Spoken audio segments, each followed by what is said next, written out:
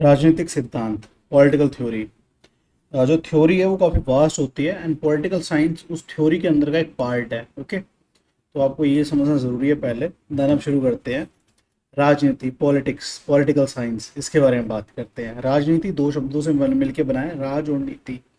जो सार्वजनिक जीवन से जुड़ा विषय है जिसमें राज्य, संस्थाएं, अधिकारों का अध्ययन किया जाता है। सिद्धांत होता है व्यवस्थित अध्ययन। पॉलिटिक्स इंग्लिश वर्ड है जो ग्रीक भाषा के पोलिस से बना है, जिसका अर्थ है नगर राज्य। अरस्तु, जो फादर ऑफ पॉलिटिकल साइंस बोला जाता है, जिन्हें एरिस्टोटल को, वे कहते हैं कि वह गतिविधियां जिनका संबंध नगर राज्य व उसकी गतिविधियों से हो, इन विषयों को राजनीति के तहत शामिल किया जाता है। अरस्तु ने राजनीति विज्ञान को मास्टर साइंस कहा है। शेल्डन वुलन का कथन मिलता है, राजनीति है राजनीतिक कार्य वह है जो समाज के अधिकतम व्यक्तियों के हितों से संबंधित है। तो राजनीतिक कार्यों के बारे में बताते हैं कि राजनीतिक कार्य वह है जो समाज में अधिकतम व्यक्तियों के हितों से संबंधित होते हैं। उपयोगितावाद के सिद्धांत का जिक्र देखने को मिलता है। उपयोगितावाद, जिसमें अधिकतम व्यक्तियों के अधिकतम सुख की बात की गई है, ये जेरेमी बेंथम के द्वारा दिया गया था। अब एलन बॉल कहते हैं कि राजनीतिक गतिविधियों का सार तत्व संघर्ष व उन संघर्षों का समाधान है। डेविड ईस्टन, उनकी एक बुक है द पॉलिटिकल सिस्टम, जिसमें वे कहते हैं कि राजनीति का संबंध समाज में मूल्यों के आधिकारिक आवंटन से है। गार्नर कहते हैं कि राजनीति विज्ञान की शुरुआत व समाप्ति राज्य के साथ होती है। गेटल का मानना है कि राजनीति विज्ञान राज्य के पिछले रूप का ऐतिहासिक अध्ययन है तथा वर्तमान रूप का विश्लेषणात्मक अध्ययन है व भविष्य के रूप में राजनीतिक व नैतिक अध्ययन है। राजनीति केवल सरकार से संबंधित है, ये सिले, लिकॉक और मैकमिलन का कथन है। उनका मानना ये है कि राजनीति सिर्फ सरकार से जुड़ी हुई है, इसके अलावा और कुछ नहीं है, जबकि राजनीति राज्य व सरकार दोनों से संबंधित है। ये जो बात बोलते हैं विलोबी और पॉल जेनेट इस बात को मानते हैं। जो राजनीति विज्ञान है उसको समझने की दो धाराएं, एक तरीके से एक आधुनिक धारा है, एक परंपरागत धारा है। जो परंपरागत धारा है उसके तहत जो अपरंपरागत उपागम है, अप्रोच मान लें आप उसको स्टडी की, पॉलिटिकल साइंस की, उसमें आदर्श आते हैं, मूल्य आते हैं, दर्शन आते हैं और इतिहास आता है। काल्पनिकता है, दार्शनिकता है वहाँ पर, और वर्णनात्मक है, मतलब एक्सप्लेन किया गया है चीज़ों को परंपरागत के अंदर, ट्रेडिशनल जो अप्रोच है। फिर जो मॉडर्न अप्रोच है वो फैक्ट्स के बारे में बात करती है, तथ्यों पर आधारित है, अनुभव पर आधारित है और व्यवहारवाद की बात करती है। व्यवहारवाद वो होता है कि राजनीतिक सिद्धांत से संबंधित आधुनिक उपागम है जिसके उद्देश्य राजनीतिक विज्ञान की अध्ययन पद्धति को चिंतन व दार्शनिकता से निकाल कर व्यावहारिक व अनुभवात्मक बनाना है, जिसमें तथ्य और फैक्ट्स और एक्सपीरियंस शामिल होता है। तथ्य और अनुभव पर आधारित है व्यवहारवाद। एक जो डेविड ईस्टन का आर्टिकल है the current meaning of behaviourism, उसमें वो इस चीज़ को एक्सप्लेन करते हैं। शिकागो स्कूल यूएसए का 1945-1960, वहाँ पे चार्ल्स मैरियम और हेराल्ड लॉसवेल और ग्राहम वालास होते हैं। वे व्यवहारवादी आंदोलन का कि मतलब उसके बारे में, व्यवहारवाद के बारे में उसको बढ़ाते हैं आगे। जो चार्ल्स मैरियम है वे व्यवहारवादी आंदोलन के भौतिक पिता उन्हें बोला जाता है। व्यवहारवाद के जो मूल तत्व है उसमें है संस्थात्मक व आदर्शवाद का विरोधी व मानव व्यवहार व राजनीतिक प्रक्रिया के अध्ययन पर बल देता है। व्यवहारवाद का जो पहला पॉइंट है उसमें संस्थात्मक व आदर्शवाद का विरोधी है व्यवहारवाद, एक तरीके से मानव व्यवहार व राजनीतिक प्रक्रिया के अध्ययन पर बल देता है। यहाँ पर व्यवहारवाद मूल्य तटस्थता का समर्थन करता है, न्यूट्रलिटी का समर्थन करता है, वैल्यूज के मामले में अंतर अनुशासनात्मक पद्धति को अपनाने पर जोर देता है कि इंटरडिसिप्लिनरी हो। ओके, डेविड ईस्टन व्यवहारवाद के 8 मूल तत्व बताते हैं, जिसमें पहला है नियमन, रेगुलेशन, दूसरा है सत्यापन, वेरीफाई करना, तीसरा है यहाँ पर नई तकनीक का प्रयोग करना, न्यू टेक्नोलॉजी की बात करते हैं, प्रमाणिकता की बात करते हैं, प्रमाणीकरण मेजर किया जा सके, फोर्थ। फिफ्थ है मूल्य तटस्थता, न्यूट्रल रहना। सिक्स्थ है व्यवस्था बंदीकरण, मतलब एक सिस्टम क्रिएट करना। सेवंथ है समग्रता, होलिस्टिक अप्रोच एक तरीके से। और एट्थ है विशुद्ध विज्ञान, प्योर साइंस। फिर बाद में 1960s में हमें उत्तर व्यवहारवाद देखने को मिलता है, जो तथ्यों के साथ मूल्यों पर भी बल देता है, और डेविड ईस्टन का मुख्य योगदान है इसमें। उत्तर व्यवहारवाद के पिता डेविड ईस्टन को माना जाता है। ओके, व्यवहारवाद बढ़ती जटिलताओं व मूल्यात्मक पहलुओं की उपेक्षा हुई व्यवहारवाद में, मतलब फैक्ट्स को ही माना और वैल्यूज को बिल्कुल साइड कर दिया, मतलब इमोशंस और जो ह्यूमन वैल्यूज है उनको एक तरीके से दरकिनार कर दिया वहीं पे। इस कारण राजनीतिक सिद्धांत के जो समक्ष संकट पैदा हुआ, जिसको सही करने के लिए उत्तर व्यवहारवाद सामने आया। जिसमें व्यवहारिक व मूल्यात्मक दोनों पहलुओं पर बल दिया गया, और डेविड ईस्टन इसके पिता है उत्तर व्यवहारवाद के। Post behaviourism. उत्तर व्यवहारवाद राजनीतिक विज्ञान में नई नई तकनीकों के प्रयोग का समर्थन करता है, साथ ही मानव जीवन की समस्याओं को भी शामिल किया जाए तथा और तथ्य और मूल्यों का भी समन्वय होता है इसमें। ठीक है। राजनीतिक सिद्धांत का पतन, जो ये विचार है राजनीतिक सिद्धांत मतलब पतन हो रहा है इसका, ये डेविड ईस्टन ने दिया था। कोबा ने और लेस्ले ने भी इसका समर्थन किया था, इस विचार का, कि परंपरागत पद्धति ने इसको अव्यावहारिक बना दिया है राजनीतिक सिद्धांत को, इसलिए इसका पतन हो गया है, पतन हो रहा है। जॉन रॉल्स का जिक्र देखने को मिलता है, जो थ्योरी ऑफ जस्टिस उनकी किताब है 1971 में आई थी। एक विषय के रूप में राजनीतिक विज्ञान की यात्रा, इस पे जोर डालते हैं अभी। जो यूनानी विचारक है अरस्तु, वो मास्टर साइंस बोलता है पॉलिटिकल साइंस को। नगर राज्य की जो गतिविधियां हैं वो उसको राजनीतिक विज्ञान मानता है, मतलब उसमें उससे जुड़ा हुआ है। मध्यकाल में अस्तित्व समाप्त हो जाता है एक तरीके से पॉलिटिकल साइंस का, क्योंकि धर्मतंत्र हावी हो जाता है। देवीय राज्य का सिद्धांत यहाँ पर आ जाता है कि देवीय उत्पत्ति हुई है राज्य की। राजतंत्र देखने को मिलता है, धर्मतंत्र देखने को मिलता है। जो राजनीतिक विचारों का अभाव था इस दौरान मध्यकाल में। आधुनिक काल में मैकियावेली से शुरुआत मानी जाती है एक तरीके से, जो स्वतंत्र विषय के रूप में राजनीतिक विज्ञान को महत्व देता है। 1945 में व्यवहारवाद था और 1960 में उत्तर व्यवहारवाद, इसको आपको समझना है। अब पॉलिटिकल जो थ्योरी के अंदर डिफरेंट डिफरेंट एस्पेक्ट्स हैं, उनमें से पहला है लिबर्टी, स्वतंत्रता। जो लिबर्टी वर्ड है वो लाइबर से बना है, जो जिसका अर्थ है प्रतिबंधों का अभाव, जो कि एक लैटिन वर्ड है लाइबर। और जो स्वतंत्रता है वो लिबर्टी है। लिबर्टी और फ्रीडम एक तरीके से सुनने में देखने में से लगता है कि समान है, मगर दोनों में डिफरेंस है। जो लिबर्टी होती है वो स्टेट के द्वारा दी जाती है, और फ्रीडम जो होती है, आज़ादी होती है, वो नेचुरल होती है। स्वतंत्रता और आज़ादी, ओके। लिबर्टी स्वतंत्रता है, फ्रीडम आज़ादी है, ओके। सिले कहता है स्वतंत्रता अतिशासन का विलोम है। प्रतिबंधों का अभाव स्वतंत्रता का नकारात्मक अर्थ है, क्योंकि स्वतंत्रता केवल कुछ प्रतिबंधों के साथ ही संभव है। ये कथन देखने को मिलता है हमें इसके अंदर।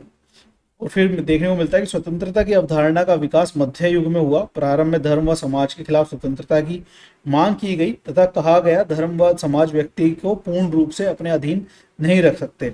रेनेसां के दौर में ये सारी बातें चलती है, व्यक्ति को सेंटर में रखा जाता है, तो वो सब इसमें आता है।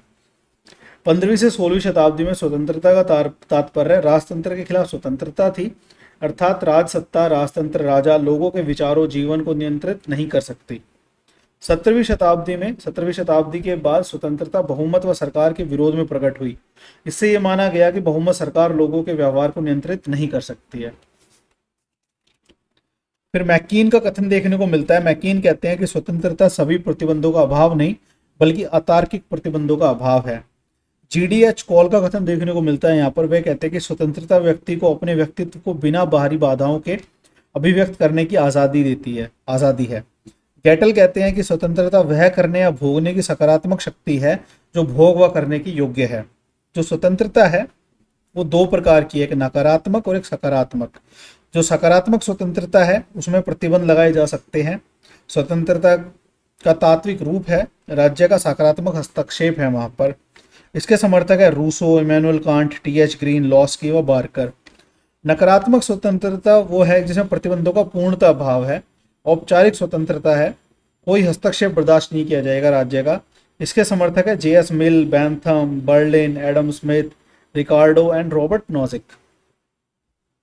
उदारवाद का जिक्र मिलता है यहाँ पर हमें। उदारवाद के जो पिता है वे जॉन लॉक है। उनके स्वतंत्रता पर जो विचार है उन पे नजर मारते हैं। लिबरलिज्म, उदारवाद, व्यक्ति की स्वतंत्रता व व्यक्ति के महत्व पर जोर देती है। ये जो अवधारणा है लिबरलिज्म की धारणा है उदारवाद की, वे व्यक्ति के महत्व पर जोर देती है। राज्य की सीमित भूमिका की बात करती है। व्यक्ति की योग्यता व बाजारवादी व्यवस्था का समर्थक है उदारवाद। जो उदारवाद है वो 4 प्रकार का है: सकारात्मक, नकारात्मक, स्वेच्छातंत्रवादी और समतावादी। जॉन लॉक स्वतंत्रता के उदारवादी पक्ष के समर्थक है। प्राकृतिक अधिकारों की बात करते हैं वो, कि वो 3 प्राकृतिक अधिकार बताते हैं जॉन लॉक: स्वतंत्रता का अधिकार, संपत्ति का अधिकार और जीवन का अधिकार। इसके समर्थक हैं वो। और स्वतंत्रता प्रकृति से मिलती है, इसलिए पूर्ण स्वतंत्रता मिलनी चाहिए। राज्य को दखल अंदाजी नहीं करनी चाहिए, जॉन लॉक का कथन है। और फ्रैंकलिन रूजवेल्ट जो US के भूतपूर्व प्रेसिडेंट रहे हैं, राष्ट्रपति रहे हैं, वो 4 प्रकार की स्वतंत्रताओं की बात करते हैं। फ्रैंकलिन रूजवेल्ट 4 प्रकार की स्वतंत्रताएं बताते हैं, जिसमें पहली है अभिव्यक्ति की स्वतंत्रता, दूसरी है उपासना की स्वतंत्रता, तीसरी है भय से स्वतंत्रता और चौथी है अभाव से स्वतंत्रता। जॉन स्टुअर्ट मिल, जेएस मिल, जो जेम्स मिल के बेटे हैं, वे स्वतंत्रता पर अपने विचार रखते हुए अपनी बुक एसे ऑन लिबर्टी 1859 में जेएस मिल के द्वारा लिखी गई थी। एसे ऑन लिबर्टी 1859 में। स्वतंत्रता महत्वपूर्ण आदर्श है क्योंकि मानव जीवन का लक्ष्य है व्यक्ति का अधिकतम विकास करना, व यह स्वतंत्रता के वातावरण में ही संभव है। मनुष्य अपने शरीर, मस्तिष्क व आत्मा से संप्रभु है, ये जेएस मिल का कथन है। व्यक्ति व समाज को एक दूसरे का अनुपूरक बताया है, व्यक्ति का विकास होने से समाज का विकास स्वतः हो जाएगा, ये भी जेएस मिल का कथन है। 2 प्रकार की स्वतंत्रताओं की बात करते हैं जेएस मिल। पहली है विचार की स्वतंत्रता, जिसमें अभिव्यक्ति व विचार व भाषण की स्वतंत्रता है। दूसरी है कार्य करने की, विचारों के अनुरूप काम करना, जिसमें एक तो है स्व संबंधित, जिसमें कोई हस्तक्षेप बर्दाश्त नहीं किया जाएगा, और दूसरा है जिसमें सीमित हस्तक्षेप बर्दाश्त किया जा सकता है, वह किसी और से संबंधित कार्य है। ओके, वहां पर सीमित हस्तक्षेप हो सकता है। अगर मेरा खुद का काम है तो उसमें कोई हस्तक्षेप नहीं चलेगा। अगर किसी और का काम है जो मैं कर रहा हूँ, उसमें मेरे को सीमित हस्तक्षेप रखना है, जिससे उसका कार्य बाधित ना हो, उसकी स्वतंत्रता बाधित ना हो। एक तरीके से स्वतंत्रता पर हर्बर्ट स्पेंसर के जो विचार हैं, वे जो नकारात्मक स्वतंत्रता का समर्थक करते हैं, हर्बर्ट स्पेंसर राज्य स्वतंत्रता का विरोधी है। उनका ये कहना है कि राज्य की शून्य भूमिका होनी चाहिए। हर्बर्ट स्पेंसर के अनुसार राज्य के केवल 2 कार्य होने चाहिए, बाहरी आक्रमणों से रक्षा करना व आंतरिक व्यवस्था को बनाए रखना। ये पुलिस स्टेट की बात करते हैं, इसमें राज्य का कार्य केवल कानून व्यवस्था बनाए रखना है। पुलिस स्टेट वो नहीं है कि पुलिस का शासन हो, ये है कि राज्य कानून व्यवस्था बनाए रखे, बाकी अपने काम से काम रखे और लोग स्वतंत्र है कुछ भी करने के लिए। तो जो हर्बर्ट स्पेंसर है वो नकारात्मक स्वतंत्रता के पक्षधर है। 2 कार्यों के अलावा राज्य के अन्य कार्यों को व्यक्ति की स्वतंत्रता पर प्रहार माना जाएगा, ये बात हर्बर्ट स्पेंसर कहते हैं। अमर्त्य सेन का जिक्र देखने को मिलता है यहाँ पर। डेवलपमेंट इज फ्रीडम, उनकी किताब है डेवलपमेंट इज फ्रीडम। स्वतंत्रता का अर्थ है व्यक्ति की क्षमताओं के विकास से है। अमर्त्य सेन के अनुसार राज्य शिक्षा व स्वास्थ्य पर ज़्यादा ध्यान दे व वह कार्य करे जिससे व्यक्ति की क्षमताओं में वृद्धि हो सके। स्वतंत्रता के जो आयाम हैं उन पर जिक्र देखने को मिलता है यहाँ पर। स्वतंत्रता के आयाम: नागरिक स्वतंत्रता, राजनीतिक स्वतंत्रता, आर्थिक स्वतंत्रता और सामाजिक स्वतंत्रता। जो नागरिक स्वतंत्रता है उसमें आते हैं राज्य के विरुद्ध मौलिक अधिकार, मूलभूत जरूरतों को पूरा किया जाता है। राजनीतिक स्वतंत्रता में जैसे मतदान का, चुनाव में खड़े होने का अधिकार, सार्वजनिक जीवन में सहभागिता, ये सारा। आर्थिक स्वतंत्रता में आता है रोजगार का अधिकार, व्यापार की स्वतंत्रता, कोई भी पेशा अपनाने की स्वतंत्रता रोजगार के तहत, ये सब। सामाजिक स्वतंत्रता आता है भेदभाव के विरुद्ध, लिंग भेद के विरुद्ध, जितने भी मतलब भेद है उनके अगेंस्ट में स्वतंत्रता। इजाया बर्लिन का स्वतंत्रता विचार देखते हैं। उनकी किताब है टू कॉन्सेप्ट्स ऑफ लिबर्टी, 1958 में उन्होंने लिखी। जो नकारात्मक स्वतंत्रता है उसके समर्थक है इजाया बर्लिन। राज्य का कोई हस्तक्षेप बर्दाश्त नहीं करते हैं जो नकारात्मक स्वतंत्रता के समर्थक लोग हैं वो सब। नकारात्मक स्वतंत्रता का अर्थ है कि व्यक्ति को अपने विवेक के अनुसार कार्य करने से ना रोका जाए, व्यक्ति के समक्ष किसी भी प्रकार की बाधा उत्पन्न ना की जाए। इजाया बर्लिन के अकॉर्डिंग नकारात्मक स्वतंत्रता का अर्थ ये है। बर्लिन के अनुसार राज्य का कार्य क्षेत्र व्यक्ति की नकारात्मक स्वतंत्रता की रक्षा करना है। सकारात्मक स्वतंत्रता राज्य का कार्य क्षेत्र नहीं है। सकारात्मक स्वतंत्रता को मानने से पितृसत्तात्मक व्यवस्था का जन्म होता है, ये इजाया बर्लिन कहते हैं कि इससे पितृसत्तात्मक व्यवस्था का जन्म होता है अगर हम सकारात्मक स्वतंत्रता को अपनाते हैं। और ये सरकार का, राज्य का कार्य क्षेत्र नहीं है। राज्य को सिर्फ अपना जो कार्य क्षेत्र है व्यक्ति की नकारात्मक स्वतंत्रता की रक्षा करना है, ये इजाया बर्लिन बोलते हैं। अब स्वतंत्रता पर मार्क्सवादी विचारों को देखते हैं। कार्ल मार्क्स और एंगलिस यहाँ पर, और एटिक फ्राम जो है असली स्वतंत्रता आर्थिक स्वतंत्रता है। ये तीनों इस बात पे जोर देते हैं, कार्ल मार्क्स, एंगलिस एंड एटिक फ्राम। असली स्वतंत्रता आर्थिक स्वतंत्रता है।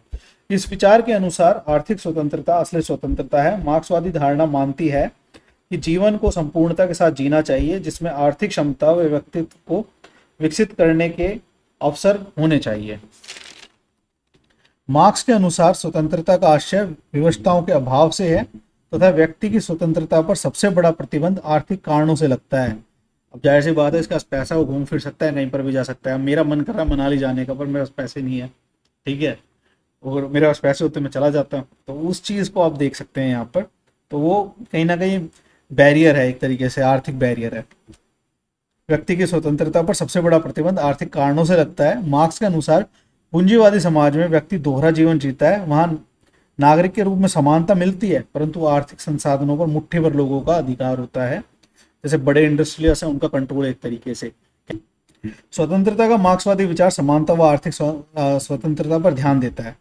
जो समाजवाद है वो स्वतंत्रता से ज़्यादा समानता पर ध्यान देता है, और जो उदारवाद है वो स्वतंत्रता पर फोकस करता है। ओके, समानता। अब अगला जो टॉपिक है, अगला जो आयाम है हमारा, समानता है।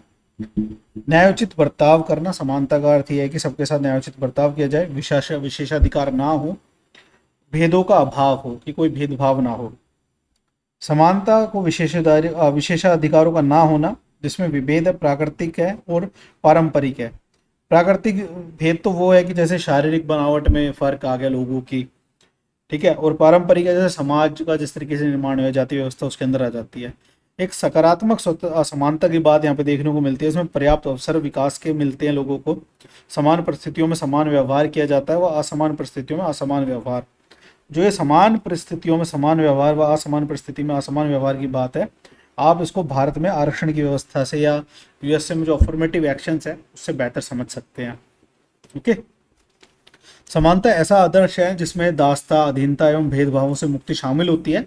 समानता का अर्थ समरूपता नहीं है, अर्थात समानता को सकारात्मक और नकारात्मक दोनों रूपों में परिभाषित किया जाता है। नकारात्मक समानता वे है कि विभेदों का ना होना, विभेद वह जो विशेषाधिकारों के रूप में है। सकारात्मक समानता की प्रत्येक व्यक्ति को विकसित होने के पर्याप्त अवसर देना।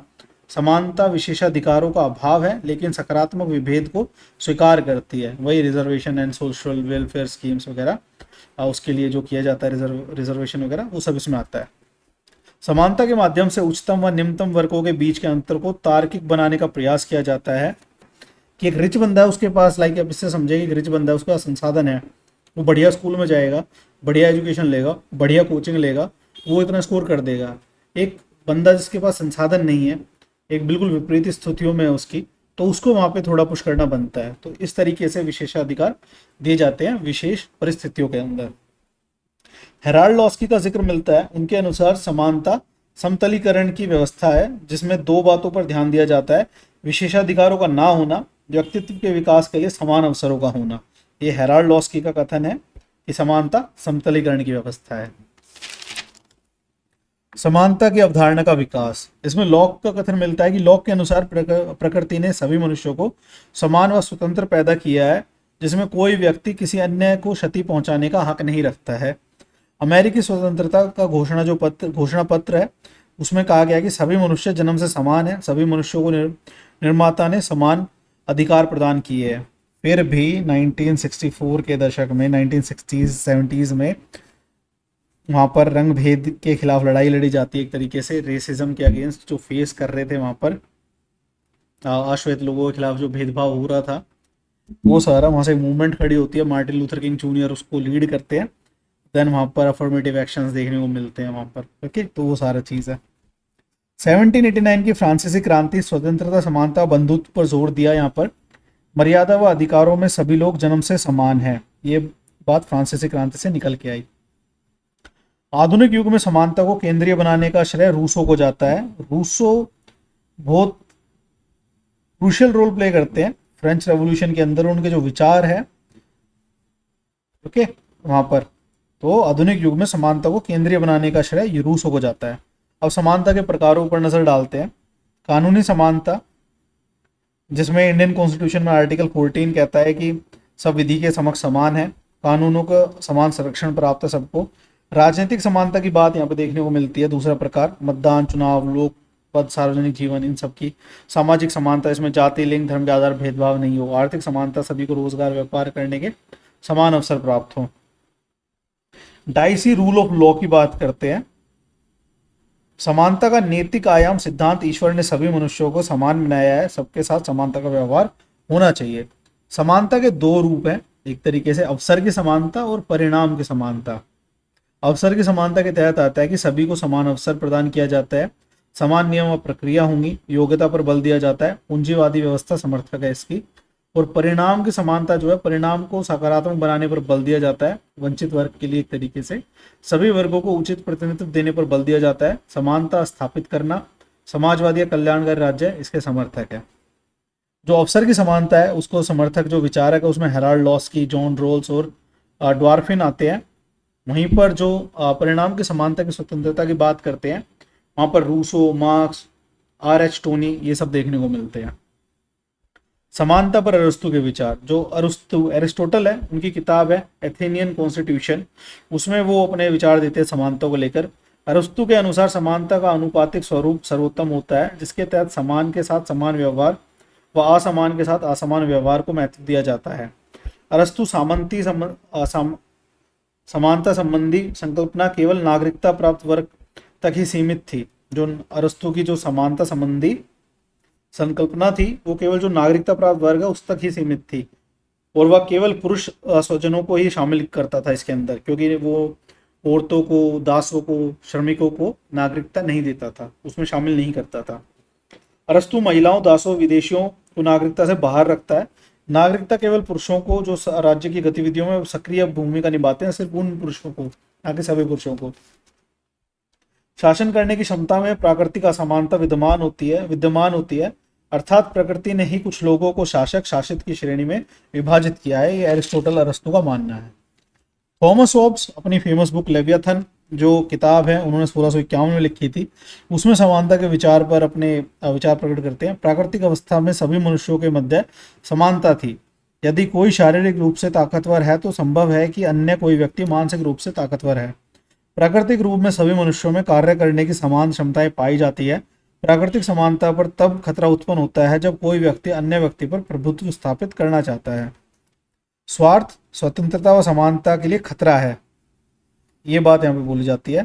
फिर आते हैं रूसो के समानता पर विचार। रूसो अपनी किताब discourse on the origin and foundation of inequality, discourse on the origin and foundation of inequality में समानता असमानता के दो रूप बताते हैं, एक प्राकृतिक और एक परंपरागत असमानता।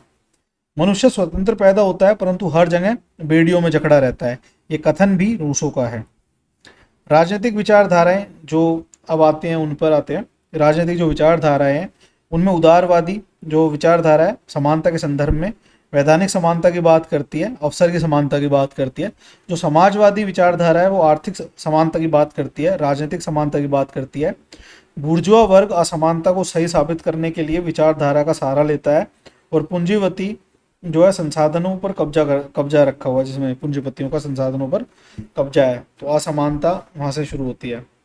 संसाधनों का बंटवारा इसकी बात करता है समाजवादी जो विचारधारा है। समुदाय विचारधारा है, माइकल वॉल्टेयर इसके समर्थक है। जटिल असमानता की बात करते हैं, वो वहां पर वस्तुओं के वितरण के समान मापदंड नहीं हो सकते, वो ये बात बोलते हैं। समानता पर नारीवादी विचार, उदारवादी नारीवाद है एक, और एक उग्रवादी नारीवाद है, उनके विचार यहाँ पर देखने को मिलते हैं। सार्वजनिक क्षेत्र में समानता की मांग करते हैं नारीवादी जो विचारक है। जो मैरी वॉल्टन क्रॉफ्ट है वो कहती है, मैरी वॉल्टन क्रॉफ्ट है वो उदारवादी नारीवादी विचारक है, मतदान के अधिकार की मांग करती है वे। और एक आती है सुलामित फायरस्टोन, वे कहती है उग्रवादी नारीवादी विचारक है वो, वे कहती है पितृसत्ता को पूर्णतः खत्म कर दिया जाए। अब बात करते हैं अधिकार, राइट्स। अधिकार क्या है? नैतिक दावे, व्यक्ति के आत्म विकास के लिए जरूरी है, अनुकूल परिस्थितियां, ये सब अधिकार की मोटी मोटी व्याख्या करते हैं सारे जो शब्द हैं। अधिकार राज्य के भीतर प्राप्त होने वाले अनुकूल परिस्थितियां जिसमें व्यक्ति को आत्म विकास में सहायता मिलती है। अधिकार गरिमा पूर्ण जीवन के लिए आवश्यक है, जिन्हें समाज और राज्य द्वारा स्वीकृति प्रदान की जाती है। ये मोटी मोटी डेफिनेशन है अधिकारों की, राइट्स की, राइट्स क्या है। वहीं पे हेराल्ड लॉस्की का कथन मिलता है। हेराल्ड लॉस्की के अनुसार किसी राज्य की पहचान उन अधिकारों से होती है जो वह अपने नागरिकों को प्रदान करता है। बारकर कहता है कि अधिकार व्यक्ति के व्यक्तित्व के सर्वोच्च विकास की बाहरी परिस्थितियां हैं। लॉस्की ने अधिकारों को सामाजिक जीवन की उन परिस्थितियों से जोड़ा है जिनके बिना व्यक्ति के व्यक्तित्व का विकास संभव नहीं हो सकता। अधिकार दो प्रकार के होते हैं, सकारात्मक और नकारात्मक।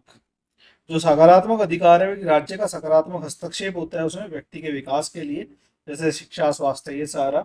नकारात्मक वो होता है कि राज्य का हस्तक्षेप नहीं कर सकता इसमें राज्य, और राज्य की सीमित भूमिका होती है। प्राकृतिक अधिकारों का सिद्धांत ये जॉन लॉक ने दिया था। 3 प्राकृतिक अधिकार जॉन लॉक बताते हैं, जिसमें जीवन है, संपत्ति का अधिकार और स्वतंत्रता है। ये प्राकृतिक अधिकार है, नेचुरल राइट्स है। ये जो अधिकार है प्राकृतिक अधिकारों के सिद्धांत के तहत, कि अधिकार ईश्वर की देन है, जन्मजात है, अलग नहीं किए जा सकते व्यक्ति से, और असीमित है, इन पे कोई लिमिट नहीं लगा सकता।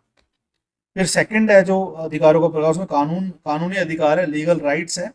ये जेरेमी बेंथम ने दिए थे, मतलब लीगल राइट्स की जो अवधारणा है जेरेमी बेंथम ने दी थी, जिसमें अधिकारों का स्रोत राज्य है, ना कि प्रकृति। वे ये बात बोलते हैं व्यक्ति कि उन्हीं मांगों को अधिकार कहा जाएगा जिनको राज्य स्वीकार करता है। राज्य अधिकारों का सृजक है, ये बात जेरेमी बेंथम करते हैं। कानूनी अधिकारों का जो सिद्धांत है ये दिया गया था जेरेमी बेंथम द्वारा। अधिकारों का ऐतिहासिक सिद्धांत, इसको दिया था एडमंड ब्रुक ने। वो वहां पर बोलते हैं कि अधिकार ऐतिहासिक विकास क्रम की देन है। विकास क्रम में जिन प्रथाओं, मान्यताओं को समाज अपनाता है, कालांतर में वह अधिकार बन जाते हैं। अधिकार प्रथाओं का मूर्तकरण है। राज्य अधिकारों का सर्जन नहीं करता, बल्कि महत्वपूर्ण प्रथाओं, मान्यताओं को अधिकार के तौर पर मान्यता देता है। ये एडमंड ब्रुक बोलते हैं। अधिकारों का समाज कल्याणकारी सिद्धांत, इसे दिया था हेराल्ड लॉस्की ने, जिसमें वो कहते हैं कि समाज महत्वपूर्ण है। समाज की मान्यता के बिना अधिकारों का कोई अस्तित्व नहीं है। अधिकार व कर्तव्य दोनों पूरक है। समाज के हित में अधिकारों को सीमित किया जा सकता है। अधिकारों की उदारवादी धारणा, व्यक्ति के अधिकारों को उसके कर्तव्यों की तुलना में अधिक महत्व दिया जाता है उदारवादी धारणा के तहत। नागरिक व राजनीतिक अधिकारों को अधिक महत्व प्रदान करता है। नागरिक व राजनीतिक अधिकारों को अधिक महत्व प्रदान करता है उदारवादी धारणा के तहत।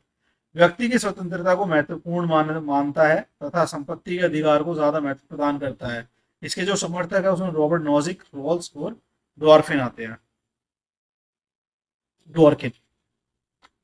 अधिकारों की समाजवादी धारणा, पूंजीवादी समाज की संरचना की आलोचना की जाती है। इसमें उत्पादन के साधनों पर नियंत्रण होता है पूंजीपति वर्ग का, तो वो बूर्जुआ वर्ग, जो श्रमिक वर्ग है, उनके साथ गलत करते हैं, संसाधनों पर नियंत्रण नहीं होता उनका एक्सप्लॉयटेशन होता है। तो जो समाजवादी धारणा है उनकी बात करती है, सामाजिक व आर्थिक अधिकारों पर ध्यान देती है, स्वतंत्रता की तुलना में समानता को अधिक महत्व देती है समाजवादी धारणा जो है अधिकारों की। अधिकारों की समुदायवादी धारणा, माइकल वॉल्टेयर इसके प्रतिपादक एक तरीके से, समुदाय केंद्र में है, वह उसके अधिकारों पर बल देती है, समुदाय के अधिकारों को। अधिकारों का बहुसांस्कृतिक विचार, भीखू पारेख और विल किमलिका इसके समर्थक है। संस्कृतियों को विशेष महत्व दिया जाता है। यहाँ पर व्यक्ति स्वायत्त प्राणी नहीं होता, बल्कि संस्कृति सापेक्ष प्राणी है। एक आधुनिक विचारधारा है, प्रत्येक संस्कृति को उसके मूल्य व मान्यताओं के साथ बने रहने का अधिकार है। अल्पसंख्यकों को अधिकारों का जो अल्पसंख्यक है उनके अधिकारों को विशेष महत्व दिया जाता है अधिकारों की बहुसांस्कृतिक विचारधारा के तहत। अब बात करते हैं मानवाधिकार, ह्यूमन राइट्स की। यूएन द्वारा सार्वभौमिक घोषणा की गई 10 दिसंबर 1948 को, जिसमें 30 आर्टिकल शामिल थे, जिससे ये ह्यूमन राइट्स की स्थापना की जाती है। वहां पर इनकी बात की जाती है। मानव होने के नाते प्राप्त होने वाले अधिकार मानवाधिकार है। प्रत्येक व्यक्ति की गरिमा, सार्वभौमिक अधिकार, प्राकृतिक अधिकारों का पुनर्जन्म, ये मानवाधिकार के तहत आता है। 3 जनरेशंस ऑफ ह्यूमन राइट्स की बात करते हैं 1979 में, कॉरल बासाक। वो कहते हैं कि पहले जो फर्स्ट जनरेशन है वो राजनीतिक अधिकार है, सेकंड जनरेशन है सामाजिक आर्थिक अधिकार, एंड थर्ड जनरेशन है समकालीन अधिकार, न्यू राइट्स में पर्यावरण, LGBTQ, इन सब की मांग जो चल रही है, ये सब इसके अंदर आते हैं। नागरिकता, सिटीजनशिप, जो सिटीजन एक लैटिन वर्ड है, सिविक से निकलता है, जिसका अर्थ होता है नगर निवासी। यूनानी काल में शासन कार्य में भागीदारी करने वाला ही नागरिक माना जाता था। सामान्यतः एक नगर राज्य का निवासी, ये धारणा है नागरिकता की, आम धारणा, आम परिभाषा, कि एक नगर या एक राज्य का निवासी नागरिक होता है। नागरिकों को अधिकार के साथ कर्तव्य भी मिलते हैं, जिनका पालन करना नैतिक जिम्मेदारी होती है। व्यक्ति राजनीतिक समुदाय का पूर्ण व उत्तरदायी सदस्य होता है, वह सार्वजनिक जीवन में भाग लेता है। नागरिकता का विचार काफी पुराना है। यूनानी नगर राज्यों में नागरिकता को केवल पुरुषों तक सीमित रखा गया, और वही पुरुष जो शासन कार्यों में भागीदार है, केवल वही नागरिक हो सकते थे। अरस्तु ने नागरिकता को शासक वर्ग का विशेषाधिकार माना है। नागरिक वह है जिसके पास अवकाश है तथा जो शासन व सार्वजनिक कार्यों में भाग लेता है। ये एरिस्टोटल के अनुसार नागरिकता के गुण है। नागरिक वही है जिसके पास अवकाश है और वो सार्वजनिक कार्यों में और शासन में भाग लेता है। इंग्लैंड की गौरवपूर्ण क्रांति का जिक्र मिलता है जो 1688 में हुई। अमेरिकन रेवोल्यूशन 1776, फ्रेंच रेवोल्यूशन 1789, इन क्रांतियों के बाद नागरिकता अधिकारों के साथ जुड़ गई। इन क्रांतियों की नागरिकता जो है, नागरिकता की धारणा है वो अधिकारों के साथ जुड़ गई है। नागरिकता भी एक अधिकार हो गया एक तरीके से।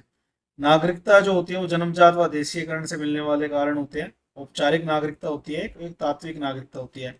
औपचारिक नागरिकता के तहत राजनीतिक समुदाय का कानूनी सदस्य बन जाना होता है, और तात्विक नागरिकता होती है पूर्ण रूप से सदस्य बनना, जिसमें राजनीतिक प्लस सामाजिक सांस्कृतिक अधिकार शामिल होते हैं।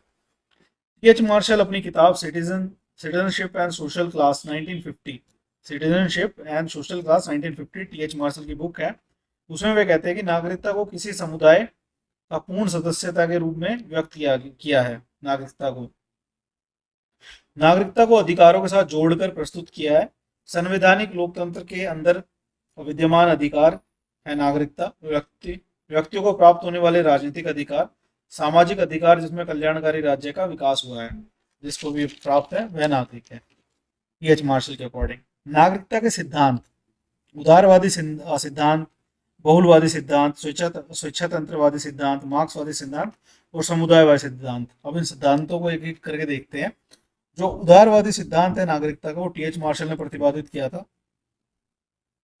बुनियाद नागरिक अधिकार है जिसके अधिकारों के विकास पर विश्वास करते हैं। औपचारिक नागरिकता के स्थान पर तात्विक नागरिकता को महत्व देते हैं। स्वेच्छातंत्रवादी सिद्धांत, ये रॉबर्ट नॉजिक का है, जो पुलिस स्टेट की बात करते हैं रॉबर्ट नॉजिक। नागरिक का अर्थ है कि सार्वजनिक वस्तुओं का विवेकशील उपभोक्ता हो। राज्य एक विशाल उद्यम है तथा नागरिक उसके ग्राहक हैं। पूंजीवादी और बाजारवाद से प्रभावित आयाम है ये स्वेच्छातंत्रवादी सिद्धांत रॉबर्ट नॉजिक का। नागरिकता का मार्क्सवादी सिद्धांत, ये कार्ल मार्क्स और एंथनी गिडेंस के द्वारा प्रतिपादित है। यदि नागरिकता अधिकारों से जुड़ा विचार है तो पूंजीवादी समाज में सर्वहारा नागरिक नहीं है, क्योंकि सर्वहारा को किसी भी प्रकार के अधिकार प्राप्त नहीं है। अधिकार केवल बुर्जुआ वर्ग को ही है। एंथोनी गिडेंस के अनुसार नागरिकता से संबंधित अधिकार वर्ग संघर्षों की देन है। विरोधी वर्ग का दमन करके जो अधिकार प्राप्त करता है वही नागरिकता की बुनियाद है। समुदायवादी सिद्धांत जो चार्ल्स टेलर द्वारा दिया गया, वे कहते हैं कि नागरिकता व्यक्तिगत नहीं है, समुदायों के सदस्य के तौर पर मिलेगी। सामुदायिक मूल्यों को संरक्षित करना व संस्कृति को बनाए रखना ही नागरिकता है। बहुलवादी सिद्धांत, ये बी.एस. टर्नर और डेविड हेल्ड के द्वारा दिया गया, जिसमें नागरिकता जटिल एवं बहुआयामी है, ये कहा गया। समुदाय के जीवन में व्यक्ति की सहभागिता पर बल दिया गया। वैश्विक नागरिकता की बात की जाती है, यहाँ पर ग्लोबल सिटीजनशिप की बात की जाती है। ये सीमा रहित राष्ट्र राज्य की बात करते हैं, ग्लोबल विलेज की बात करते हैं। मैकमेलुहन है, उन्होंने ग्लोबल विलेज की बात की थी, ग्लोबल विलेज के बारे में कथन दिया था। मल्टीपल सिटीजन की बात करते हैं बेंजामिन हिटर। सार्वभौमिक व्यक्तित्व का विकास, इसकी बात होती है यहाँ पर वैश्विक नागरिकता के तहत। प्लूटार्क है जो सुकरात को विश्व नागरिक का दर्जा देता है। जो प्लूटार्क है सुकरात को विश्व नागरिक कहते हैं। मार्था ये नुशबाम है, मार्था नुशबाम जो सर्वदेशीय नागरिकता में नागरिकता का मतलब है प्रत्येक व्यक्ति पूरे विश्व का नागरिक है। डेविड हेल्ड जिस विचार का समर्थन करते हैं, ये कथन देती है मार्था नुशबाम जो सर्वदेशीय नागरिकता में नागरिकता का मतलब है प्रत्येक व्यक्ति पूरे विश्व का नागरिक है, और डेविड हेल्ड इस विचार का समर्थन करते हैं। वहीं पे वैश्विक नागरिकता के अंतर्गत सामान्यतः इस बात पर ध्यान दिया जाता है कि व्यक्ति के अंतर्गत सार्वभौमिक जुड़ाव का भाव उत्पन्न हो गया है, वह यह जुड़ाव आगे बढ़ता है।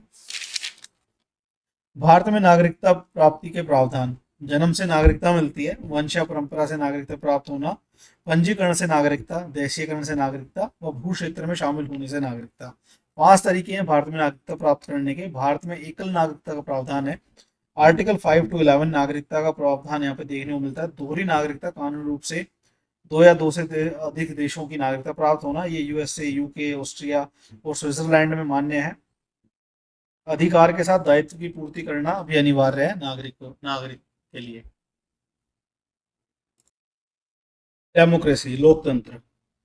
डेमोक्रेसी एक इंग्लिश वर्ड है। ग्रीक विचारक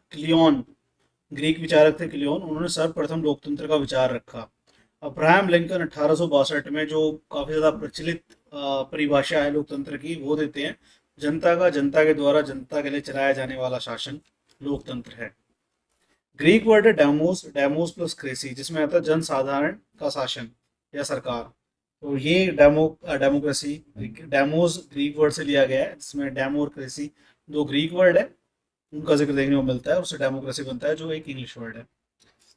लोकतंत्र दो तरीके का है, एक सीमित और एक व्यापक लोकतंत्र। सीमित में शासन पद्धति के तौर पर राजनीतिक लोकतंत्र, प्रक्रियात्मक चुनाव वगैरह जिसमें ये सब होते हैं। और व्यापक तौर पर देखा जाए तो जीवन पद्धति के तौर पर सामाजिक, आर्थिक, राजनीतिक व सांस्कृतिक लोकतंत्र। सिले लोकतंत्र ऐसी शासन प्रणाली है जिसमें सभी लोगों की हिस्सेदारी है, ये सिले का कथन है। डाइसी कहते हैं कि लोकतंत्र को ऐसी शासन व्यवस्था बताता है जिसमें देश का बड़ा भाग शासन करता है। गैटल के अनुसार लोकतंत्र नागरिकता की पाठशाला है। लोकतंत्र के सिद्धांत है यहाँ पर संरक्षणात्मक लोकतंत्र, विकासात्मक लोकतंत्र, विशिष्ट वर्गवादी लोकतंत्र और सहभागिता मूलक लोकतंत्र। जो संरक्षणात्मक लोकतंत्र है उसके जो समर्थक है बेंथम है, लॉक है। लोकतंत्र राज्य की तानाशाही से जनता की रक्षा करना, सीमित सरकार, संवैधानिक सरकार। इसकी बात संरक्षणात्मक लोकतंत्र में मिलती है। जो विकासात्मक लोकतंत्र है उसके समर्थक जे.एस. मिल, रूसो, बेंथम ये सब है। इसमें व्यक्तित्व का विकास पर बल दिया जाता है और व्यापक अर्थ में लोकतंत्र को लिया जाता है। विशिष्ट वर्गवादी जो लोकतंत्र है उसमें पैरेटो, मोस्का, शुम्पेटर ये समर्थक है उसके। ये विशिष्ट वर्ग के शासन की बात करते हैं कि विशिष्ट वर्ग के मध्य शासन के लिए प्रतिस्पर्धा होगी, लोग वोट तो करेंगे मगर एक स्पेसिफिक लोगों के ग्रुप में ही वो चलेगा। सहभागिता मूलक लोकतंत्र जिसमें समर्थक है सी.बी. मैकफर्सन। जनता की सक्रिय भागीदारी होगी इसमें, विशिष्ट वर्गवाद के विरुद्ध उत्पन्न हुआ था ये, और जन सहभागिता लोकतंत्र के लिए आवश्यक शर्त है, ये मानता है कि लोगों का उसमें भाग होना चाहिए। जो विचारात्मक लोकतंत्र है वो जे.एस. मिल और डेविड मिलर इस और हार्बर मैश जो है इसके समर्थक है। हार्बर माश विमर्श लोकतंत्र के केंद्र में है, ये बोलते हैं कि मतलब वार्तालाप होना चाहिए, विचार विमर्श होना चाहिए, विमर्श से ही लोकतांत्रिक निर्णय लिए जाएंगे। विमर्श मुक्त विमर्श होगा और पक्षपात रहित होगा, मतलब मुक्त विमर्श होगा, फ्रीली मतलब लोग डिस्कस कर सकेंगे, अपने थॉट दे सकेंगे और कोई पक्षपात भेदभाव नहीं होगा उसमें। और जनहित संबंधित विमर्श किए जाएंगे लोगों से जुड़े मुद्दे पर। तो ये विचारात्मक लोकतंत्र था लोकतंत्र के सिद्धांत के तहत। और एक है निर्देशित लोकतंत्र, काफी सारे हैं उन पे जिक्र करते हैं।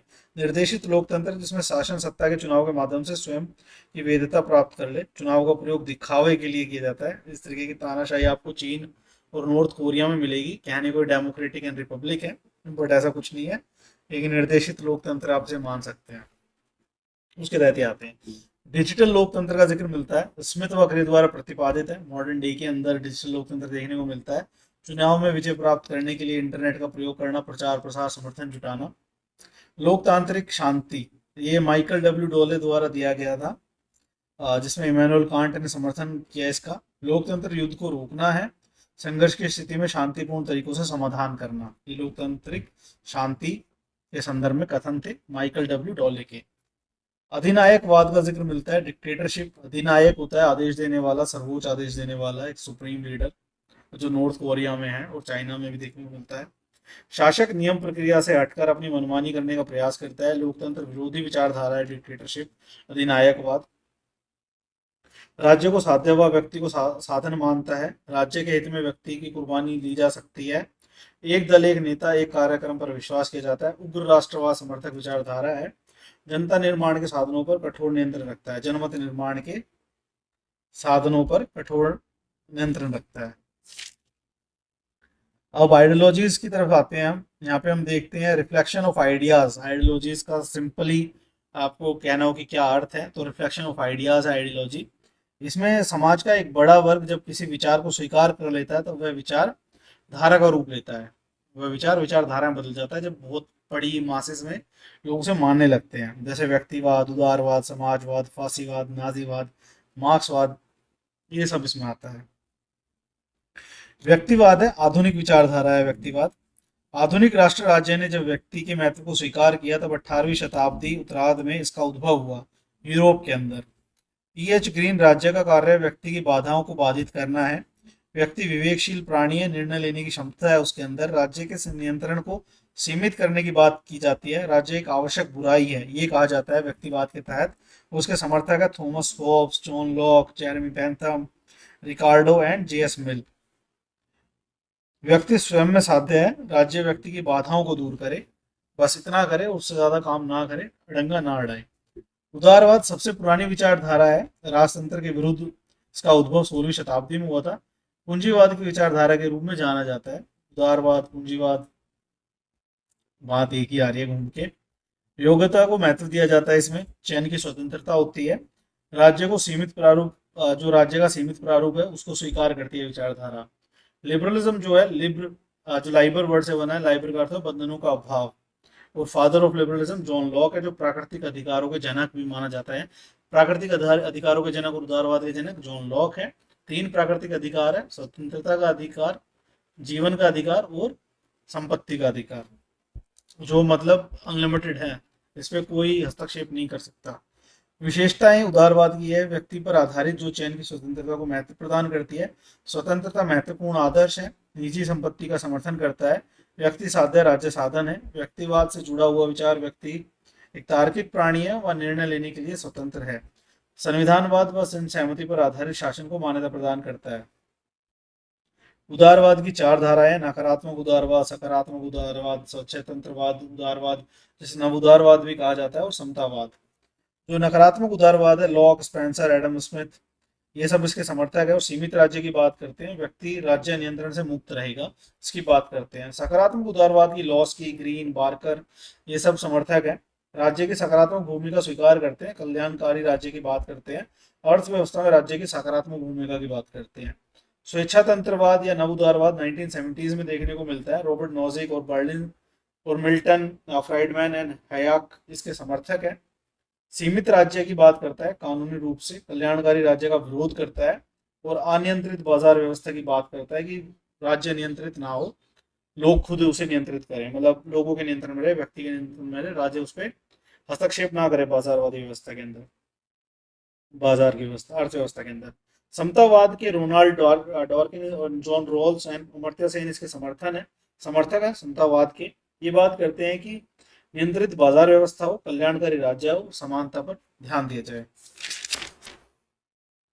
रॉबर्ट रोजिक ने ही पुलिस राज्य सिद्धांत दिया था, जिसमें यह बोला है कि राज्य का कार्य केवल कानून व्यवस्था देखना है, व्यक्ति की पर हस्तक्षेप, व्यक्ति की स्वतंत्रताओं में हस्तक्षेप करना नहीं है। बस वो ये करे कि कानून व्यवस्था देखे, सही से चले, बाकी कुछ ना हो। फांसीवाद, फांसियो लकड़ी का गट्ठा या कुल्हाड़ी के लिए यूज किया जाता है। ये शब्द फांसियो, इससे फासम बना है। मुसोलिनी इटली फांसीवादी दल का एक नेता था। शक्ति के माध्यम से सभी को एक रखने की भावना फासियो शब्द का अर्थ है। सीमित रूप में इटली का फांसीवाद दल, मुसोलिनी का शासन, ये सब फासिज्म से जुड़ा हुआ है, फांसीवाद से जुड़ा हुआ है। व्यापक व्यापक रूप में फांसीवाद राज्य के द्वारा व्यक्ति के संपूर्ण आयामों पर नियंत्रण स्थापित करना, इसका स्वरूप सर्वाधिकारवादी शासन से जुड़ा हुआ है। मूल तत्व इसमें राज्य सर्वोच्च संगठन है, राज्य साध्य, व्यक्ति साधन होगा। उग्र राष्ट्रवाद की भावना देखने को मिलेगी। युद्ध का समर्थन करता है और शक्ति प्राप्ति के लिए युद्ध का समर्थन करता है। लोकतंत्र विरोधी तथा जनता के स्थान पर योग्य व्यक्तियों के शासन की बात करता है। नायक पूजा में विश्वास करता है। साम्राज्यवादी शासन का समर्थन करता है तथा दुनिया को फांसीवादी शासन में लाना चाहता है। एक दलीय शासन प्रणाली है फांसीवाद, और इसी का आप सिमिलर रूप नाजीवाद मान लें। फांसीवाद में मुसोलिनी था, नाजीवाद में हिटलर था। समाजवाद, सोशलिज्म, आर्थिक, सामाजिक, राजनीतिक सिद्धांत देखने को मिलता है यहाँ पे। रॉबर्ट ओवन ने सर्वप्रथम इस विचार को रखा। समानता, समुदाय सहयोग, कलेक्टिव ओनरशिप, सामूहिक स्वामित्व, इसकी बात करते हैं रॉबर्ट ओवन्स। रॉबर्ट ओवन कहते हैं कि सामाजिक आर्थिक समानता हो, सबके हितों की रक्षा करना, समाज में उत्पादन, वितरण व विनिमय के प्रमुख साधनों पर सार्वजनिक स्वामित्व का नियंत्रण स्थापित होना चाहिए, संसाधनों पर सबका हक हो, इसकी बात करते हैं रॉबर्ट ओवन्स। और समाजवादी विचारधारा के मूल अंश है ये। सीएम जॉर्ड कहते हैं कि समाजवाद एक टोपी है जिसका आकार बदल गया है, प्रत्येक व्यक्ति इसको अपने अनुसार पहनता है। सेलर्स कहते हैं कि समाजवाद एक जनतंत्रीय आंदोलन है जिसका उद्देश्य समाज के ऐसे आर्थिक संगठन का निर्माण करना है जो व्यक्ति को हर संभव न्याय व स्वतंत्रता प्रदान कर सके। इमाइल कहते हैं कि समाजवाद श्रमिकों का ऐसा संगठन जिसका लक्ष्य पूंजीवादी संपत्तियों को सामाजिक संपत्ति में परिवर्तित करने के लिए राजनीतिक शक्ति प्राप्त करना है और वितरण के नियम को प्रत्येक से अपनी क्षमता के अनुसार प्रत्येक को अपनी आवश्यकता के अनुसार अपनाया गया है। ये इमाइल का कथन है। समाजवाद के मूल तत्व है कि स्वतंत्रता से अधिक समानता पर बल दिया जाता है, व्यक्ति के स्थान पर समुदाय को महत्व दिया जाता है, निजी संपत्ति के स्थान पर सामूहिक स्वामित्व की बात की जाती है, प्रतिस्पर्धा के स्थान पर सहयोग पर बल दिया जाता है। मार्क्सवाद समाजवाद के संदर्भ में कार्ल मार्क्स के विचार व उन विचारों से प्रेरित विचारधारा है। पूंजीवाद का विरोध देखने को मिलता है। हिंसक क्रांति के माध्यम से समानता लाना, मतलब वो हिंसक क्रांति का भी समर्थन करते हैं मार्क्स, अगर व्यवस्था बदलने के लिए। पूंजीवाद को नष्ट करके समतामूलक समाज की स्थापना करना, भेदभाव रहित समाज के लिए क्रांति करना, आदर्श साम्यवादी व्यवस्था क्रांति के बाद जिसमें किसी प्रकार का वर्ग संघर्ष नहीं होगा। यहाँ पर आके ये वर्ग संघर्ष रुक जाएगा और क्रांति की जरूरत नहीं पड़ेगी, एक आदर्श व्यवस्था में आ जाएगा, एक आदर्श साम्यवादी व्यवस्था स्थापित हो जाएगी।